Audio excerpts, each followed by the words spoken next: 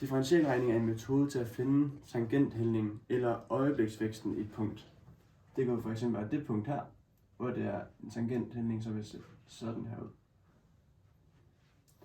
En sekanthældning, det er så, hvor det går igennem to punkter, det er der gennemsnittet. Der. Den vil jeg lige sådan der. Der vil sekanthældningen være. Her ved tangent, den vil vi kalde for, den kalder vi bare for x0.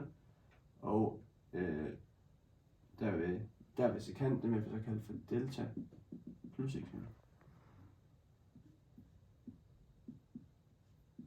Delta, det er jo bare forskellen mellem dem.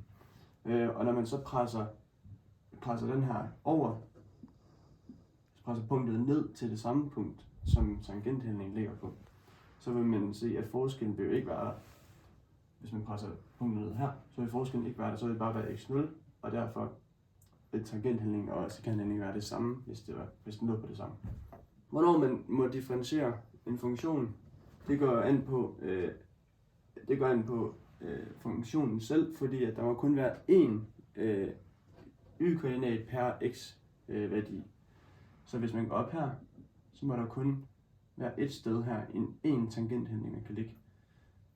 Så derfor vil det ikke fungere, hvis funktionen for eksempel gør sådan her. Så havde man både en tangenthældning her og en tangenthældning her. En funktion skal kun have en, før den kan blive differentieret. Men hvordan differentierer man så? Det fremgår af den her tabel, hvis man skal gøre det med regneregler, ellers kan man gøre det med CAS-program, og man kan, det er lige meget. Man kan gøre det med regneregler sådan her. Det her er funktionen, og det her det er den differentieret. Man kalder funktionen for f af x, og man kalder den for differentieret for f mærke x. En konstant, det vil altid bare blive til 0 i differentialregningen. Funktionen, når det var et x, det vil altid blive til 1. Når x er opløftet i 2, så vil man trække den ned, så vil det blive 2x, og det fortsætter for evigt, at man trækker 1 fra her i differentialregningen, så man kan se n minus 1, og så kommer den ned foran.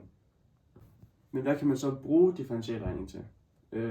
Det første, man kan bruge det til, det er, at man kan finde toppunktet i en funktion. For eksempel, hvis man har en funktion, der hedder f af x, lige med 2x i en anden gradsfunktion, plus 8x og plus 100. Så skal man så differentiere den. Mærke x, sådan der. Og så bruger man bare regnereglerne som for før, at man trækker 2 ned foran, ganger det, det giver 4x.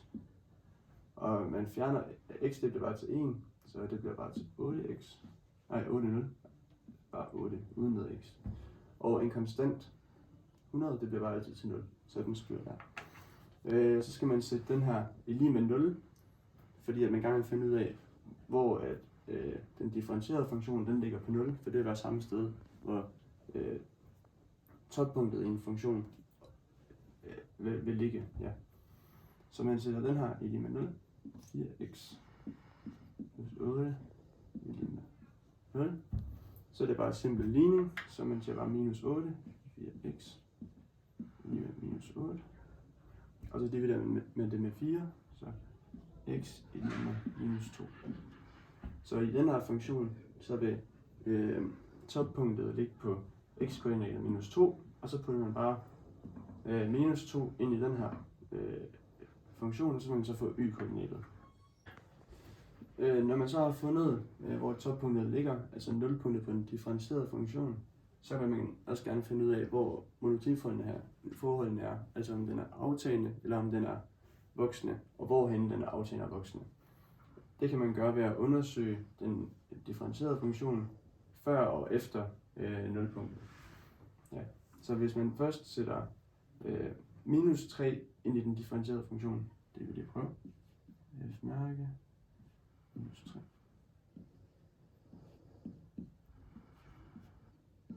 Gange minus 3 plus 8. Det giver altså minus 4. Og så kan man så undersøge det på den anden side af nulpunktet. Hvis vi lige skal drage en konklusion, det betyder så, at den vil være aftagende før nulpunktet her, og der er kun et nulpunkt, så den vil altid være aftagende før nulpunktet, mindre der er en begrænsning på funktionen. Og så prøver vi så at tjekke, om funktionen bare går lige ud bagefter, eller ned igen, eller om den kører opad. Så det kan man gøre ved at sætte -1, som er større end nulpunktet, i den differentierede version. -1. 4 gange -1 plus 8. Og det vil så give +4. Og derfor kan man så konkludere, at før nulpunktet, så vil den fra uendelig minus uendelig til og med -2, der vil den være aftagende.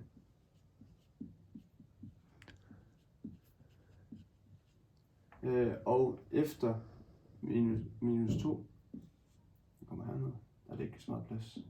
Efter -2 og til og med, eller ikke til og med, uendelig, så det ikke med, så vil den være voksende.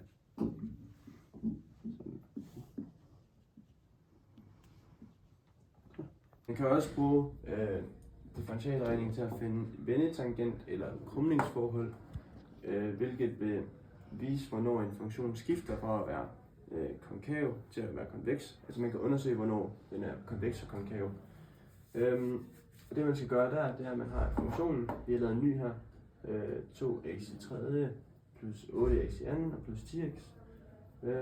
Og så skal man så bare differentiere det en gang først, hvor man så siger, hvor det giver 6x i anden plus 16x plus 10. Og så differentiere det igen, det vi kalder dobbeltdifferentiering. Det er så 12x plus 16. Og så har vi så udregnet ved hjælp af CAS, at nulpunktet det vil være 1,33. Så skal man så undersøge på begge sider af det her nulpunkt. Og så hvis den giver plus, så vil den være konveks, og hvis den giver negativ, så vil den være konkav. Så hvis vi starter med -2, f, mærke, -2, så 12 minus 2, eller 12 gange -2 plus 16, det vil så give 24, det vil give 8, minus 8, sådan der. Det vil så være en konkav, fordi den er i minus. Og så kan man så sætte noget, der er højere, og det kan bare være 0. Så f 0, f mærke, 0. Det er lige med 12 gange 0 plus 16. Og der kan man så se, at den vil være positiv, fordi at gange med 0, det vil give 16. Og der vil den så være positiv, og det vil være en konveks. Man kan så, ligesom før, sætte det op i intervaller, at fra minus uendelig til og med nulpunktet, minus 1,33. Og den er med. Vil den være konkav, pege nedad.